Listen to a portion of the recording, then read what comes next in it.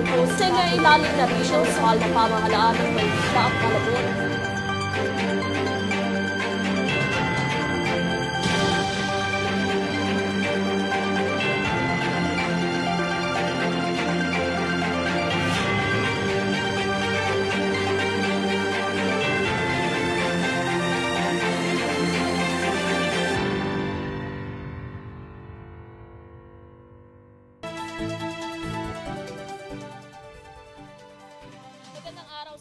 Manonood mula Luzon, Visayas at Mindanao.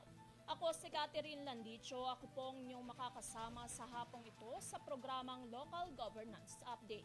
Makakasama natin ngayong araw si Mr. Danilo Mangahas. Kamusta Mr. Dan? Danilo talaga. Ayan, Sir Brian, salamat sa pag-guest bilang guest co-host sa ating Local Governance Update. Siyempre si Catherine Landicho, talagang itong usapin na to ay pag-uusapan natin ano ba yung mga latest development story ng bawat local government, kung ano man yung mga magandang ginagawa nila, Catherine. Yes, Sir Dan. At siyempre, Catherine, isa sa pinakamainit na pinag-uusapan, itong usapin ng dahil local o LGU tayo, dumako muna tayo doon sa usapin ng Davao City kung saan talagang pinag-uusapan to, our national issue, yung hindi naman kaguluhan, yung pag-i-issue ng warrant of arrest ng Philippine National Police dito sa Pastor Apollo Quiboloy, kung saan talagang naging pangatlong araw ata, ano, Catherine, no? Yes po, yes. Pangatlo, pang-apat. Kumbaga, talagang naging madugo yung pag-i-issue at talagang ayaw umalis ng Regional Director na si General Torres, kung saan ang sinasabi niya talagang andun daw si Pastor Apollo Quiboloy at planong itakas ng mga ilang miyembro ng Kingdom of Jesus Christ, no, Catherine? Yes, Danny. Humantong pa nga ito sa mga kapulisan. Ilang kapulisan ang nasugatan. Yes. Ilang kapulisan ang nasaktan dahil naging agresibo ang mga miyembro ng Kingdom of Jesus. Hindi lang, actually, hindi lang yung Catherine yung mga nasugatan dito. May mga natatanggap tayo, mga report na may mga na nakakatanggap ng pangharas itong mga kapatid nating media, kung saan sila ay sinasabihan ng mga bias daw, hindi daw nilalabas ng mga kapatid nating media yung tunay na nangyayari. Actually, itong kapatid natin mga tiga PTV4 at mga tiga 1TV, yung Channel 5, kung saan talagang, kung nakita natin doon sa video, itong isang reporter ng 1TV ng ABN Channel 5, binubugaw siya ng isang mama at talagang pinapaalis siya, no? At mukhang hindi naiintindihan ng mga miyembro ng KOJC, tama ba? Yung kung ano lang ang trabaho ng mga media, kung bakit tayo nandun, Catherine, di ba? Oo, sige, go ahead. Sa mga miyembro naman ng KOJC, sana naman ay maintindihan na pinapahayag lang natin, tayo ay nagiging tapat lamang at walang pinapanigan. Kumukuha lang tayo ng mga impormasyon, hindi dahil sa ito ang mainit na issue, kundi parehong panig naman ang ating kinukuhanan ng impormasyon. Kung ano ang nakikita at ating nakikita, yun lang po ang ating binabalita. At siyempre sa panig naman ng mga miyembro ni Pastor Apollo Quiboloy, hindi naman natin sila masisi, kumbaga, yung kanilang pagmamahal doon sa kanilang pastor. At the same time, sana panagsama kasi, Catherine, yung parehas ng bugso ng kanilang damdamin, talagang hindi nagkakaroon ng pagkakaintindihan. Actually, meron tayong mahigit na, kung di tayo nagkakamali, yung huling report ng binigay ng PNP, nakakuha na sila ng, may na-arresto na sila mula doon sa mga miyembro ng member ni Pastor Apollo Quiboloy na mahigit na 18 na mga members nila na inaresto na sinasabi ng pulis ay nag-resist daw to. Ito yung mga lumaban at talagang nag-provoke ng kaguluhan dito sa hindi pagkakaintindihan diyan sa Davao City, Catherine. Sana nga, Danny, sa patuloy na paghahanap kay Pastor Quiboloy ay wala ng kaguluhan at wala ng pwersa o sakita na maganap sa pagitan ng mga pulis at miyembro ng KOJC. Yes, at siyempre dahil yung programa ay LGU, naglabas ng isang statement itong ang mayor ng Davao na si Baste Duterte na kinukundina niya yung kilos na maharas na pagkilos ng Philippine National Police at nakikiusap din siya doon sa mga miyembro ng members ni Pastor Apollo Quiboloy na maging mahinahon at ang kanyang huling statement ay safe daw sa Davao City. Kasi kahapon, Catherine, nagkaroon ng pagharang ng mga daanan sapagkat yung kingdom ni Pastor Joey, ni Apollo Quiboloy, malapit yan sa Davao City. Kung napunta ka na ng Davao, maraming mga papunta ng airport sa Davao City ang naabala sapagkat sa dami ng haba ng traffic sapagkat isinara ng ilang miyembro ng KJ, ano ba yun? Yung Kingdom of Jesus Christ. No, kumbaga talagang sinara at yan ay tinanggal ng Philippine National Police at naging maluwag na yung daloy ng daanan dyan sa Davao. Siyempre, may karagdagang balita dyan live ang ating Faith Alves na suportado ng ating Pangulong Bongbong Marcos ang operasyon ng Philippine National Police dyan sa pagbibigay ng search warrant kay Pastor Apollo Quiboloy. May live na balita si Faith Alves. Faith. Yes, Danny, ipinahayag ng Malacanang ang kanilang suporta sa ginagawang operasyon ng mga pulis laban sa leader ng Kingdom of Jesus Christ o KOJC na si Apollo Quiboloy. Binigyang diin ni Executive Secretary Lucas Bersamin na dapat sundin at manaig ang batas ukol sa patuloy na pagtatago ng nasabing leader. Nitong Sabado ng umaga, nilusob ng Philippine National Police o PNP ang compound ng KOJC sa lungsod ng Davao, ngunit hindi nila natagpuan si Quiboloy. Dahil sa ginawang operasyon, naglabas din ng pahayag si Vice President Sara Duterte na ang ginawang aksyon ng mga pulis ay hindi katanggap-tanggap kung saan sila ay gumamit ng dahas at di pangkaraniwang puwersa sa mga ordinaryong Pilipino.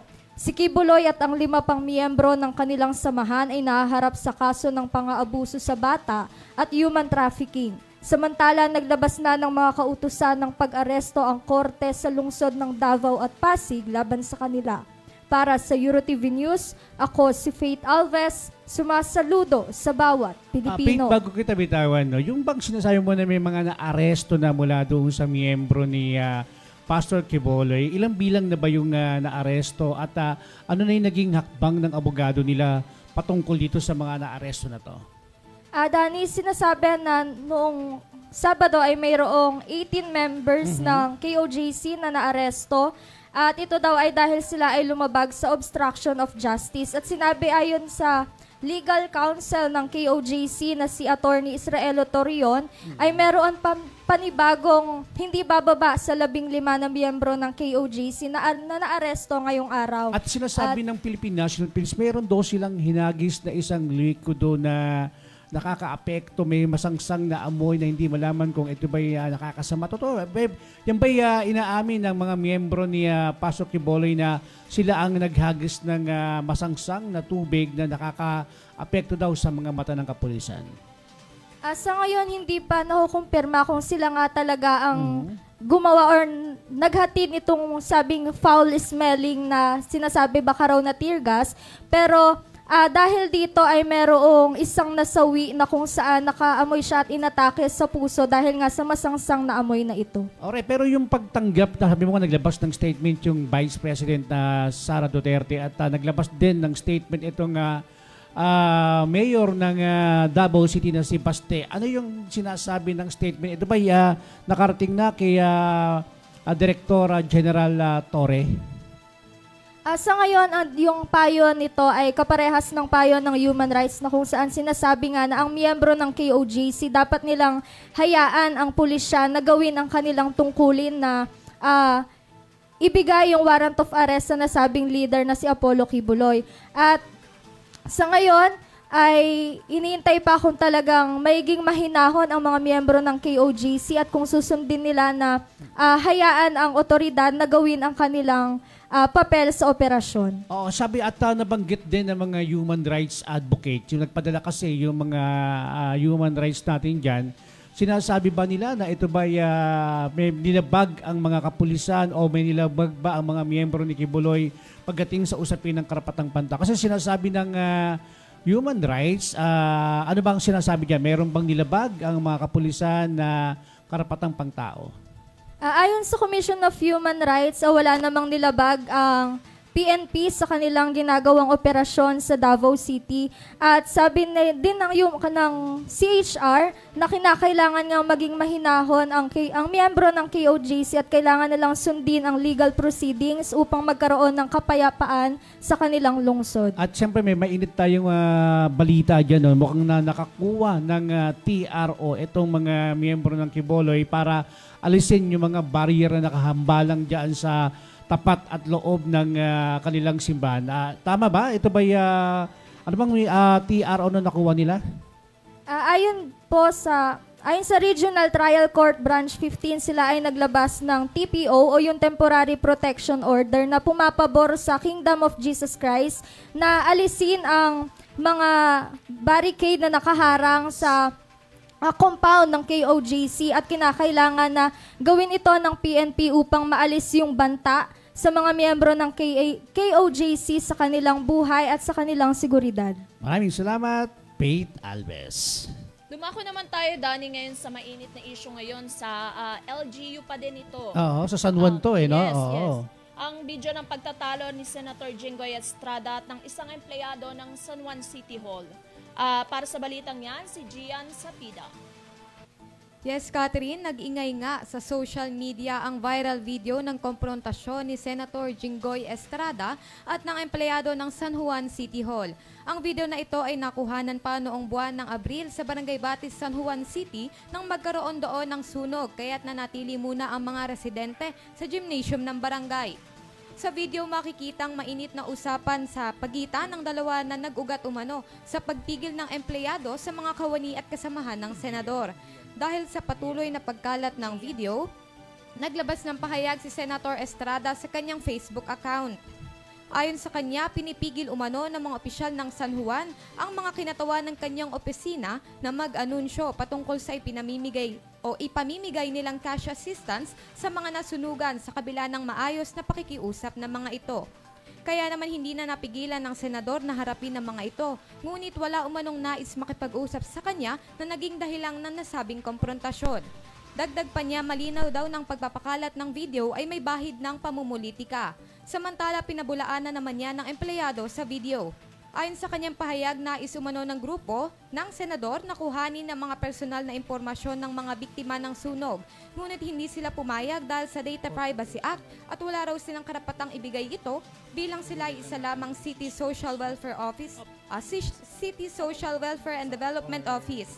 Dagdag pa niya, hindi raw nakipag-coordinate ang kampo ng senador tungkol sa gagawin nilang pamimigay ng cash assistance at wala umanong ipinakitang kahit ID o dokumentong magpapatunay na mayroon silang opisyal na tungkulin mula sa opisina ng senador bago ang insidente. Ibig sabihin, Gia, ito pala ay sadyang pinuntahan ni Senator Jinggoy Estrada sa kanilang lugar para ikumpronta itong babaeng sinasabi na nagkaroon ng pagbabawal doon sa pagbibigay nila ng ayuda sa nasabing barangay. Tama ba?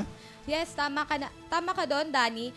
Ayon sa statement ni Senator Jinggoy Estrada, naunang pumunta doon ang kanyang mga kawani at empleyado upang sabihin na sila ay mag-aanunsyo patungkol nga dito sa cash assistance na ipamimigay nila sa mga nasunugan. Ngunit pinipigilan nga daw ito ng empleyado ng City Hall, kaya naman siya na ang humarap sa mga ito. Ngunit nung hinarap nga niya ang mga ito, ay wala umanong nais na makipag-usap sa kanya. Kaya naman dito na nagsimula ang komprontasyon na nandito ngayon sa video. Yung bang nabanggit na babae, nag-file ba siya kasi sinasabi niya parang nabully siya rito, nag-file ba siya ng kaso kay Senator Jinggoy Estrada na dun sa kanyang ginawa na parang napakiramdam niya, babae siya, nabully siya at sinasabi nga niya, hindi porke senador ka, pwede mo na kaming kausapit, basasin ng ganito. Nag-file ba siya ng kaso doon kay Senator Jinggoy Estrada?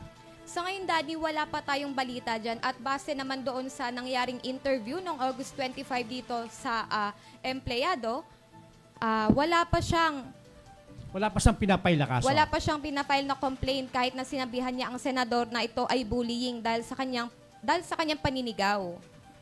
Pero Gia, may naging tugon na ba si Mayor Francis Zamora tungkol sa isyong ito? Kaya, nagbigay ba siya ng aksyon dito? Kasi si Mayor ang, alam naman natin na isa sa mga kalaban ng mga Estrada pagdating sa usapin ng eleksyon diyan sa San Juan. No? Yes, at si Mayor naman ay siya ang kinatawan ng Pangulo ng mga Mayor's City sa Metro Manila. Nagbigay ba ng reaksyon si Mayor dito? Sa ngayon, wala pa silang inilalabas na pahayag tungkol sa nasabing issue. Pero ano ang isinasagawang hakbang ngayon ng lokal na pamahalaan ng Yes. San Juan para sa issue ito? Sa ngayon, wala pa rin tayong impormasyon tungkol dyan at kung magkaroon man tayo ng impormasyon ay agad nating ibabalita ito.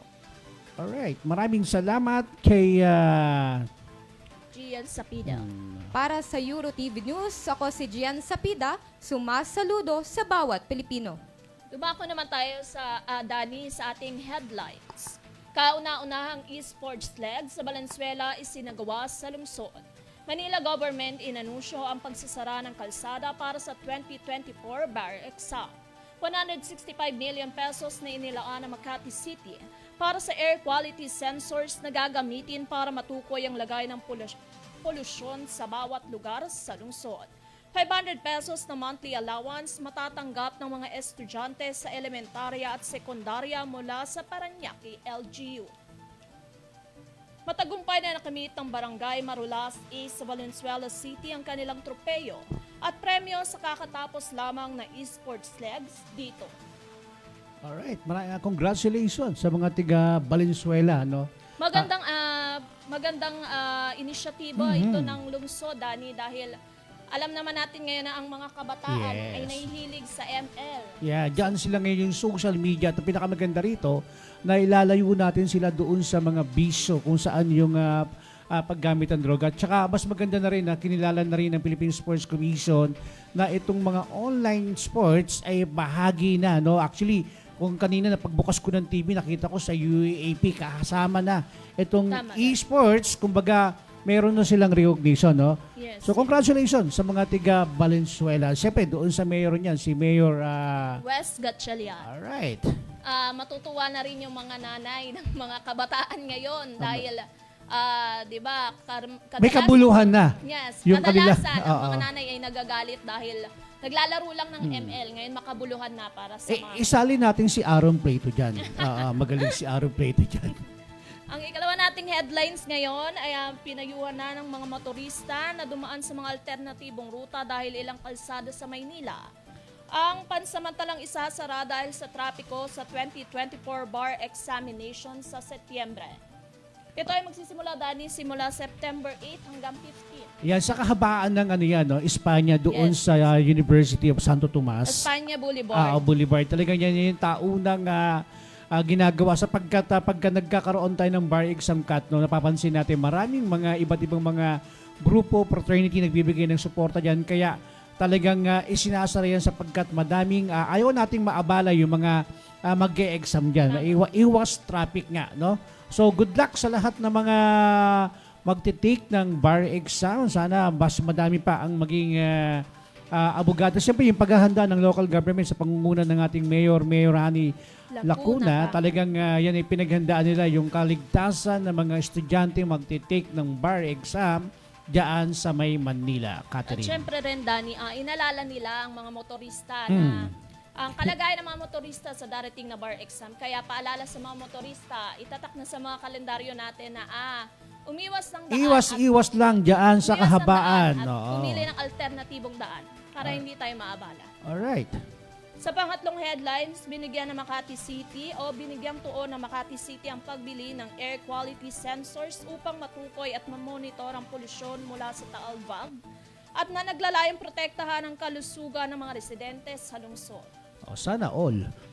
Sana lahat ng mga city ay meron tinatawag na air quality sensor. Oo. Pero Dani, hindi lang naman ang Makati ang meron nito dahil nakapagtala din na bumili ang Manila at ang meron Quezon din. City. Yes. Akala ko sa Makati's better. Hindi. High quality din. Kasi sabi ni Mayor Abby Binay sa Makati daw ay better. Alright. Better na masala nila yung usok na malinis. Siyempre, para at least yung kaligtasan ng mga taga Makati ay hindi malanghap itong problema na binubuga ng Taal volcano kung saan talagang sabi nga ng mga eksperto medyo delikat masama daw ito sa kalusugan. Sana sa Quezon City meron din ganyan, ano? Meron naman, Daddy. Nagsimula sila nung year of 2022 or 2020. Ba't sa Makati lang yung nabalita? Sa Makati kasi ay yes, bago kasi. better. Alright. Pumunta naman tayo sa pang-apat nating headlines. Maaari na makatanggap ang mga mag-aaral sa elementarya at sekundarya sa lungsod ng Parañaque ng 500 monthly allowance mula sa pamahalaang lungsod. Sana all din, no? Sana all din. Oo, yung ayuda, nalalo ka na, di ba? Sana meron din yan sa kainta. At talagang, magkano natatanggap ng bawat estudyante na kanilang monthly allowance? 500, Dani. Oo. Mula ano naman to, Dani? Elementarya at sekundarya. Sa Makati, mas mataas-taas at ang di natin nagpagkakalo sa Makati, better din yan. Talagang libre lahat dyan, no? Yes. At siguro tama yan, suportahan natin yung mga mag-aaral natin sapagkat kung kulang ang ibinibigay natin na ayuda dyan sa mga mag-aaral, hindi makakapag-aral maigi yan. Pero magandang inisyatiba to, Dani, dahil kung sakaling merong mga project at mga babayaran pang Yes. iba yung mga bata. Dahil kadalasan lang naman mga secondary at saka mga college lang yung nakakatanggap ng mga gantong insentibo. Buti ngayon ang pamahalaan ng Parañaque nakaisip ng inisyatiba na bigyan pati ang mga elementarya. Sino bang mayor ng Parañaque ngayon? Si Mayor, hindi ako nagkakamali, Olivares. Saludo tayo kay Mayor Olivares. Talaga namang pangunahing programa ang kabataan sapagkat ang kabataan nga daw ang pag-asa ng bayan. Katulad ni Faith Albes at saka ni Abby Cacuyon. Ayan. At siyempre, speaking of Abby Cacuyon, babae patay sa pamamaril ng kanyang ka-live-in sa Rodriguez, Rizal. May karagdagang balita live si Abby Cacuyon. Abby? Patay ang isang babae sa pamamaril ng kanyang ka-live-in partner sa Rodriguez, Rizal. Nangyari ang insidente sa bahay na tinitirhan ng biktima at sospek sa Kasiglahan Village sa Sintio Lawag, Barangay San Jose. Ayon kay Police Lieutenant Colonel Anulfo Selencio, Chief of Police ng Rodriguez Municipal Police Station, ang 13 anyos na kasama nila sa bahay ang nagsumbong sa otoridad. Nakarinig umano ang bata ng putok ng baril at nakita niya ang sospek na lumabas sa isang kwarto. Base sa investigasyon ng pulisya, may tama ng baril sa ulo ang babaeng biktima na naging dahilan ng kanyang pagkamatay. Ayon kay Selencio, selos ang posibleng dahilan ng sospek para magawa ang krimen. Samantala, nakulong na umano ang sospek dahil sa resistance and disobedience to a person in authority at illegal possession of deadly weapon nitong Hunyo. Patuloy pa rin ang paghahanap sa sospek na harap sa kasong murder. Alright, so yung binabanggit mo, yung naging dahilan ng pagbaril di umano doon sa babae ay Selos. So mag-live-in partner itong dalawang Yes, to. po, sir. At nabanggit ba ng apila ng mga magulang na ano yung kanilang panawagan doon sa mga magulang? Ng mga magulang doon sa nakapatay sa kanilang anak? Dani, patuloy pa rin ang paghahanap, pagkalap ng impormasyon patungkol sa panawagan ng pamilya ng biktima sa nangyaring pagpamamaril. Pero nahuli na. Patuloy pa rin po ang So paghahabol. enlarged pa pala to, no? At talagang Yes, nasa laya pa itong mga, hindi ba nagbigay ng kumbaga yung walang nagbigay ng local government ng reward para ito ay, kasi heinous crime to para patahin ang babae na to. Wala pang binibigay na reward ng local government para madaling mahuli itong sinasabing nakabaril sa kanyang live-in partner. Walang kasiguraduhan kung meron mang So reward. wala pa. Wala pong. So ilang taon tong batang to na Ang babaeng biktima po ay nasa 22 years bata old. pa? Oo. Selos. Yes, Danny. Yes. Oo, delikado pala. Ikaw ba, Abby, merong nagsiselo sa'yo? Naku po, nawala po, Sir Dari. Okay. Maraming salamat kay Abby Cacuyon. Para sa EuroTV News, ako, si Abby Cacuyon, sumasaludo sa bawat Pilipino. Ayun, Catherine, talagang sa panahon ngayon, uso na naman yung patayan. Nakakalungkot lang, no? Sa isang gantong pagsiselos, nakukuhang kumitil ng buhay para lang sa isang pagmamahala. Sana yung mag-ingat-ingat tayo. Siyempre, maraming pasalamatan natin yung ating mga reporter ngayong araw, si Faith Albes, Gian Sapida at si Abby Cacuyon. Arion. Pero, And, Dani, meron pa pala tayo, balitang meron pa, sports, yes. no? Alright, sige, go. World number 1 pole vaulter Duplantis nagtala ng panibagong world record sa Silesia Diamond League. Para sa balitang yan, si Julius Salinas. Yes, Kat, binasag ni Swedish pole vaulter at world number 1 Armand Mondo Duplantis ang kanyang sariling record matapos malampasan ng 6.26 meter na high sa vaulting event sa Celestia Diamond League. Sa men's pole vaulting event itong linggo, ika-25 ng Agosto, muling binasag ni Duplantis ang kanyang naitalang personal best record na 6.25 meters sa katatapos lamang na Paris Olympics 2024. Sa buong kasaysayan ng pole vaulting, si Duplantis ang kaisa-isang pole vaulter na nakapagtala ng 10 best world record sa iba't ibang kompetisyon sa indoor at outdoor world championship pati na rin sa Diamond League Championship, kaya ito naturing na greatest pole vaulter sa buong larangan. Samantala, ang world number 2 naman na si Sam Kendricks ng USA at Emmanuel Corrales ng Greece ay nagtapos sa 6 meters height sa naturang event. Pagdating naman sa pambato ng Pilipinas na si world number 3, EJ Obena ay nakapasok ito sa 5th overall matapos mabigo sa ikatlong attempt sa 5.92 meters. Matatandaan na ito ang ikatlong paglahok ni Obena sa larangan ng palaro matapos ang dalawang magkasunod na kompetisyon sa Lausanne at Paris Olympics sa France. Para sa EuroTV News, ako si Julius Salinas, sumasaludo sa bawat Pilipino. Julius, itong ating pambato na si EJ Obiena, no, hindi ito nakapasok sa Paris Olympics. Pangilan ba siya rito? Yes, Danny. Bali si EJ Obiena ay naging pang-apat sa katatapos lamang na Paris Olympics sa France. Pang-apat na naging pangilan siya sa Tokyo Olympics. Pangalawa, ayan. Pangalawa siya, kung di tayo nagkakamali. Pang number 2 siya na medyo malaki ang binaba ni EJ Obiena sapagkat pero yung preparation ni EJ Obiena parang meron siyang ginagawa na sila mismo nag-organize ng isang pole vault competition. Tama ba? Yes, Danny, ito lamang nakaraan na ika-25 ng Agosto is ginanap sa Lausanne Diamond League sa Switzerland. Ito yung inorganize nila. Yes, Danny. Hindi ka naman galit sa amin. Hindi naman. Sige. Maraming salamat kay Julius Salinas. Parang galit kasi si Julius sa atin, Catherine. But anyway, syempre maraming salamat kasi talagang itong programang to talagang napapanahon sapagkat ang LGU, kailangan natin ibigay ng magandang balita, yung mga magagandang hindi yung puro negative lamang, Catherine. At congratulations sa iyong programa. Minsan sasama ako rito para makapagbahagi din tayo ng mga, siyempre, pagsaludo sa mga LGUs. Magkakaroon tayo rito ng segment, Catherine, yung parang honorable at saka horrible. Yung mga gumagawa, bibigyan natin sila ng honorable, yung mga local government na hindi yung tatamad-tamad, yung tipong bahana yung Metro Manila, tulog pa, hindi pa nag-a-announce kung may pasok o wala. Diba? Bibigyan natin ng horrible dyan. Buti na lang yung mayor ng Quezon City. Masipag, Danny. Oo. Siyempre, bata ni Aaron Plete yan. Maraming salamat, Catherine, sa pagbigay ng pagkakataon na makapasama dito sa programa mong LGU. Ako po si Dr. Danny Mangas. At dyan natatapos ang ating usapin tungkol sa mga kaganapan hindi lamang sa lokalidad pati na rin sa bansa. Muli ako po si Catherine Landicho, subaybayan ang aking programa mula Lunes hanggang Biyernes sa Local Governance Update.